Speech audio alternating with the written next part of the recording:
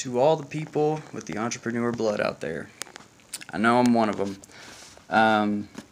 I just wanted to make this video because, I don't know, whenever I was, while I was starting my business, I was trying to look up specific information online to figure out how I needed to start my business, the correct way to do it, what steps I needed to take, which, I mean, you guys can look this up yourself. Really, this isn't anything new to anybody that's already started their business, obviously. But as somebody that has not started their business yet, I know it can be kind of, overwhelming to look and see what you need to do before you actually start doing the work. So the biggest steps that I know of, let's start off if you're self-employed, a sole proprietorship, you're doing business under your own social security number. It's actually extremely easy. Now I live in Colorado. I don't know where anybody else lives, but definitely check and make sure you know which state has certain laws. I'm not like a, business professional or a tax advisor or anything, so take my word with a grain of salt, but this is just to help people understand, the certain processes of what you need to do before you start doing work. The first and foremost step is to register your business with the state. So, again, for example, I live in Colorado. What I needed to do was I needed to register, obviously register with the state, but you go to the Secretary of State. So I go to the Colorado Secretary of State, go to their website, and they have it's kind of step by step. It's pretty easy, but you first check and see if the business name that you want to use is already in use. Even if there's a similar name, you can still, just as long as it's not the exact same name, and just as long as it's not going to cause an issue with the other business, people aren't going to start calling you when they're really trying to call the other person. Just as long as your business name is not already taken, you can go ahead and register it. For me, that costed $25 online, and you do it online. You don't have to send any paperwork through the mail or anything. In fact, as far as I know, they only do it online for Colorado, but anyway, it's the first step is to register with the state. It's a very, very simple process, other than the fact that you got to pay money to do it, and yes, you have to pay money to do it. It's okay though. Anyway, make sure that whatever business you're doing, for example, I'm a window cleaner. In the state of Colorado, I do not need a license to do window cleaning. In fact, I don't even know if there is a specific license for doing that, at all, unless it's just regular cleaning license, but I don't think you need that in the state of Colorado to do window cleaning. But that would be your next step, is to get your license. Get insurance. Get insurance. If you're going to be doing windows, I don't care. You need insurance. That was the one thing that I was kind of iffy about, and actually my first few customers asked me. When I first started off, I did not have insurance. I was being extremely careful. I had my cousin with me, just to check me on ladders and stuff, but you need to get insurance. I spend less in insurance for my business than what I do on my car insurance. And, they cover up to $1 million worth of damages for, $50 a month. So I'm sorry, but you need insurance. It's going to help you in the long run. If you just so happen to break a customer's window, that window could cost them, $2,000 for a single pane. I don't know. Just make the decision, get insurance. It's worth it. Literally a single job will pay for your insurance and a lot more. So anyway, that's the third step, is to get your insurance. The next step, which you can do this before you register with the state or getting your insurance and stuff, but you need to buy your equipment. And remember, anything that you spend on this stuff, if you spend $25 to register with the state, that's expenses. You need to take that out on your taxes. Register with the state, get your insurance, get your equipment, everything that that you're going to need to do the job. It may include ladders, depending on if you do it the traditional style like I do. I don't have any water-fed poles or anything, but which would cost a lot more money. That's like a $2,000 setup right there. But get your ladders, get your hip bucket, get your mop and squeegee. Make sure you buy quality products rather than, I mean, you can buy stuff from Home Depot and stuff. It'll work. I'm not saying that it's not good product, but I would prefer to get professional products. But yeah, those are truly the main steps in starting your business. You need to, I'll go through that again. Register your company with the state. Get your licenses if you need it. Again, that's for, other businesses. Again, as a window cleaner in the state of Colorado, you do not need a license as far as I know.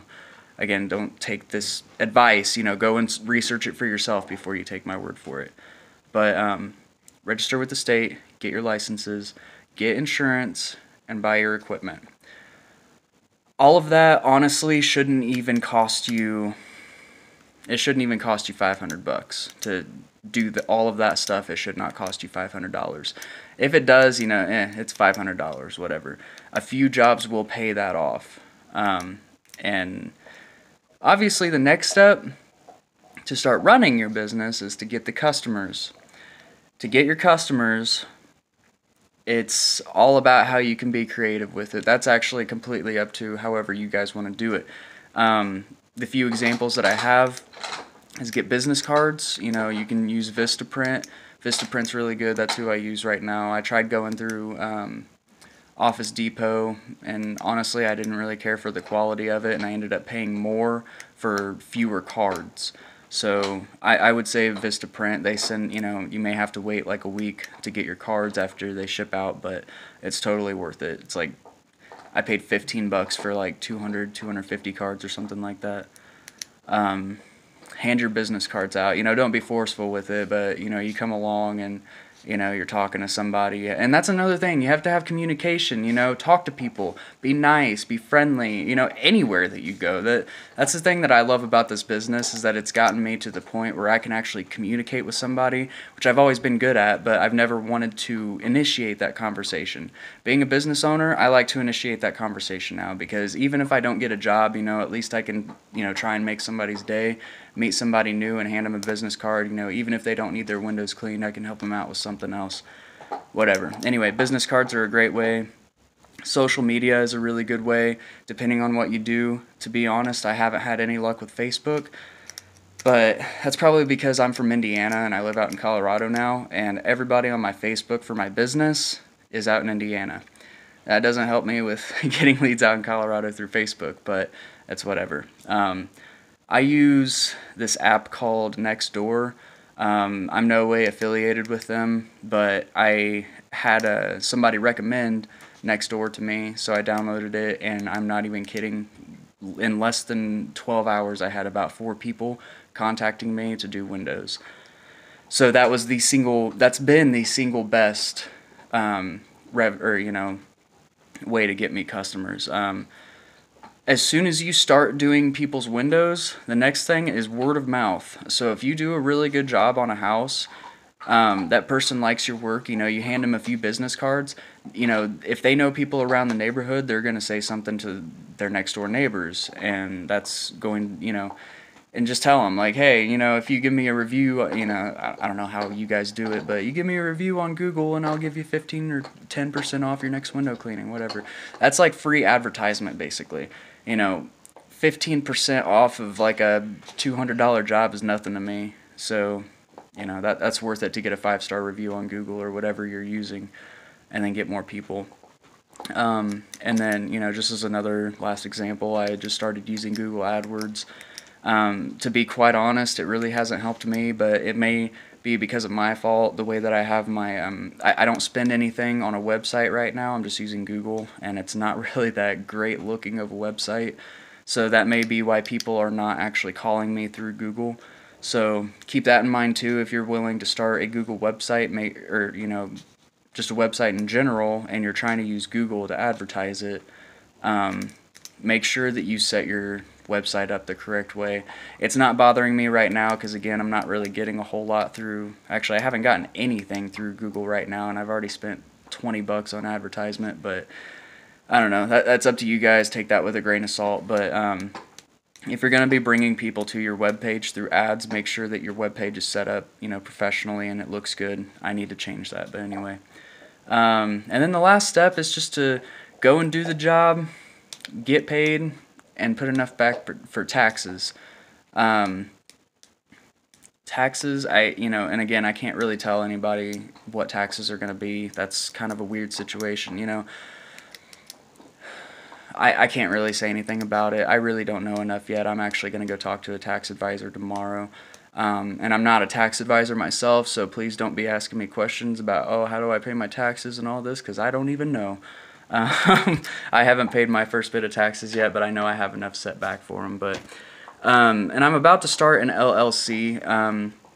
I go through Hiscox Insurance, and like I said, right as of this second, I have already started my LLC, but I'm still operating under my sole proprietorship, and I paid 1 month of insurance for my sole proprietorship, but once I started the LLC, I just called them today to update it to the LLC, and I don't even believe that it changed the amount that I pay for my insurance, but and I'm not saying specifically go through Hiscox Insurance. I just found them, and they were the ones that responded to me.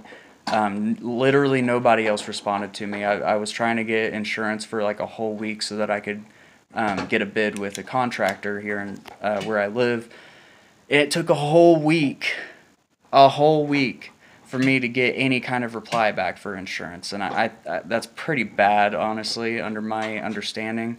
But anyway, they were the only ones that gave me a quote on the spot, and it was a really good price compared to everybody else that had given me a quote. So, but yeah, like I said, those are the steps to do it. LLCs are a little bit different. You'll have to get an employee identification number, especially if it's a multi-member LLC.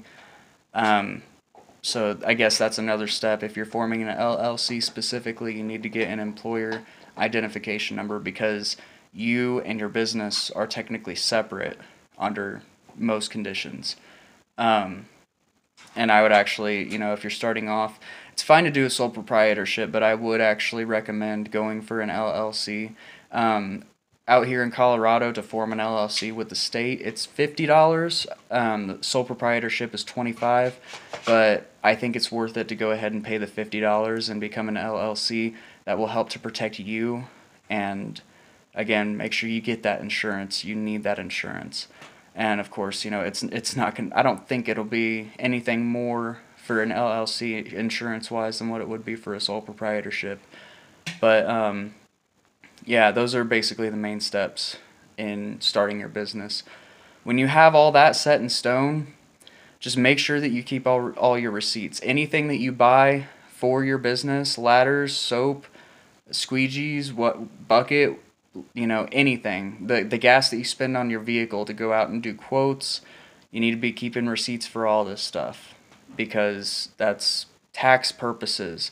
Again, I can't go into that, take that all with a grain of salt, but you need to be keeping your receipts, especially for the jobs that you do, so that you can understand how much money you're actually pulling in. That's, your revenue. And then, yeah, now I'm getting too far into taxes. But anyway, those are the main steps, guys. I'll go over it one more time just to make sure you know. Register with the state, $25 for a sole proprietorship, $50 for an LLC. Get your licenses if you need it. For a window cleaner, you do not need license in Colorado. Get insurance. You need it. Buy your equipment. All of that, set up the business. Rest is up to you to go and do the job and get paid. So, thank you guys.